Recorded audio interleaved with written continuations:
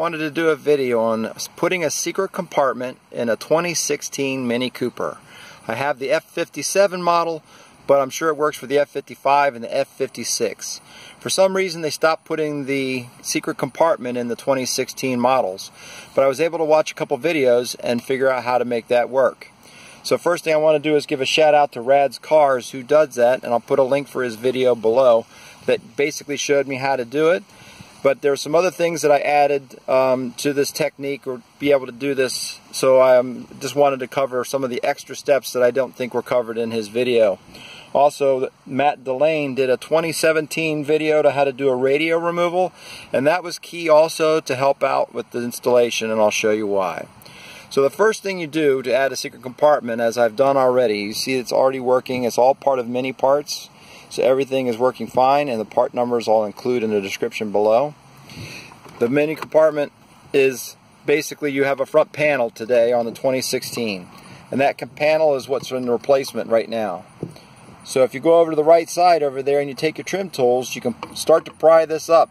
And when you pry that up, it's the little metal clips that you have that are holding that in on that side. There are also additional metal clips that are over closer to the air vent, which you have to remove as well. So as you pull this thing up, you can work it out, because there's a little tab that you see here when you get that. Those tabs that are sitting right there, those tabs are what hold that thing underneath the air vent here.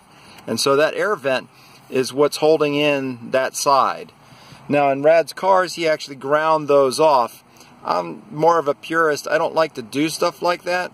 So I wanted to try to figure out how I could do a complete job by replacing that. So that means this has to go in last. The secret compartment has the same tabs and the same structure to be locked in by this air vent. And so in order to do it right, you need to take a bunch of other stuff off.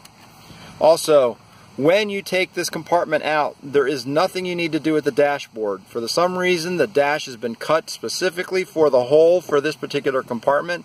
So there's absolutely nothing you need to do but put this compartment back in its place and then secure it with some screws. And I'll go over the screws there in a minute. But first and foremost, once we get that panel off, and again I said you can work it without taking that air vent off, or you can go through the whole process, but to put it back in, if you want to keep those tabs in place, you're going to need to do that. So one of the things in the 2017, it shows you how to take out the center console. The center console is removable, and it wasn't too difficult, but it did give me some troubles, and I wanted to make sure I covered what some of those were so that others would have issues can do that. Now in the 2016 model, they used some pins at the base of the bevel, and I'm going to show you one that I've already basically got partially pulled out. You see that pin right here? There's one on one side, one on both sides, and I used my fingernails, both my thumbnails really, to get on either side of it and just pull it out. And once I pulled it out, then I was able to get both sides out. Now with that pin out of the system, out of both sides, there's one here, there's one there, and there's one there. Once that's done, you don't have to rotate or anything. You can just grab it by the lip and just pull. And the panel comes off. Simple as that. So with the panel off, now that exposes what you need to do for the 2017 video, is how to remove the radio. So what you want to do is you want to pop this off. This cover pops off pretty easy. You use a trim tool, you pop that off. In my case, I have a speaker there. I actually removed the speaker because it made it a little bit easier because I could reach my hand underneath, but you really want to be careful if you remove the speaker that you don't damage the speaker in any way. The hole that you do, you push a hole in there and it's a little plastic tab, and all it is a hook. When you push that down, then you got to pull out on the front of the top of the display. It has two of those silver things that are holding it in, so it's going to give you a little bit of trouble when you try to pull it out, so you got to be careful, but you can do it. But the first thing you do is you take your Torx wrench and you remove that screw and this screw over here. But you remove those two screws, You push down on this little tab, in the plastic tab in there, and then if you can reach underneath, if you don't have a speaker, it's a lot easier. But if I removed the speaker, I was able to get in there with my hand and push on that tab a little, which gave me some freedom to be able to yank this thing, because it does hold on with those little silver tabs. So once you do that and you pull that out, there's a screw just behind this panel that holds this particular piece in, holds the air deflector in, and it's just a mount. So when you take that screw out, you can then go reach in behind there, and there are silver tabs which are grabbing on the back of the dashboard. One at the bottom, one at the top, and one over here. You can reach the two at the top and kind of work that thing out. So as you have the panel loosened up, removed or loosened up, you can take this thing out. Once you have that out, then it's nothing more than setting in the secret compartment, pushing it in, setting those tabs firmly in there, and then replacing the air vent simply by pushing that back in to its location, secure the screw for the air vent which sits behind here, and then you can put the display back and put it in its place. Once you've done that, replace your cover on the top, replace your bezel, and that goes on pretty easy. You just push this on, push the bezel on. It's hard to do with two hands, one hand. So you push the bezel on, and then you can put in the rivets, and those go in with just very simple. Hold on. So when you pulled out the push pins, they're already set. You see that little center piece?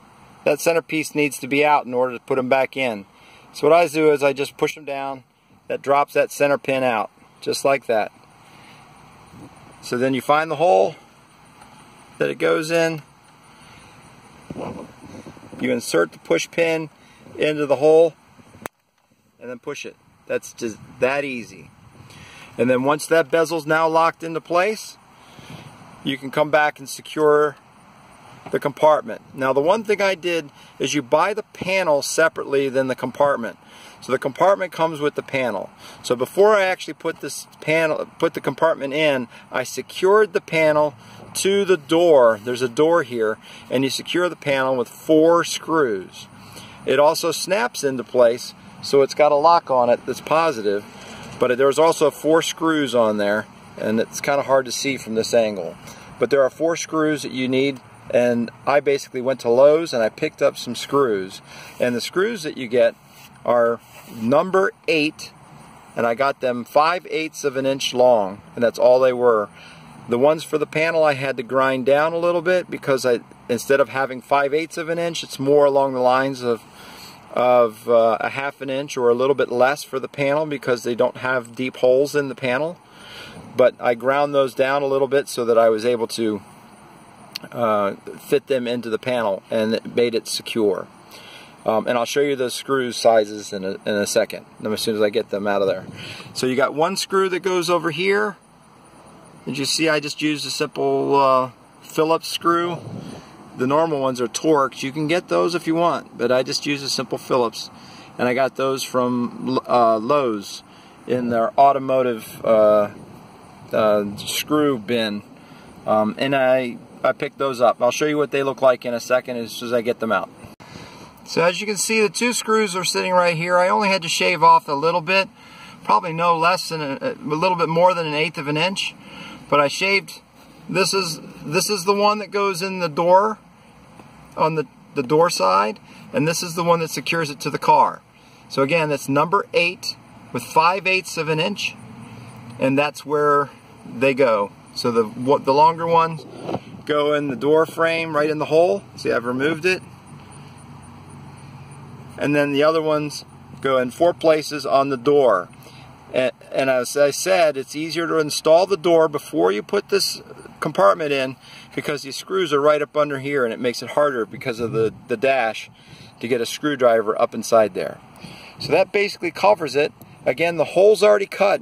So all you have to do is, once you remove all the other parts, slide it right back in and then rebuild it all together. It also was really helpful to have a second person in the car as I pulled this off to kind of hold it, because there's no real place to hang it anywhere, and I didn't want to just start disconnecting wires and everything. So I had somebody else hold that while I went through the rest of the piece, took out the screw, took out the air vent, put everything back together, and then put it all together again.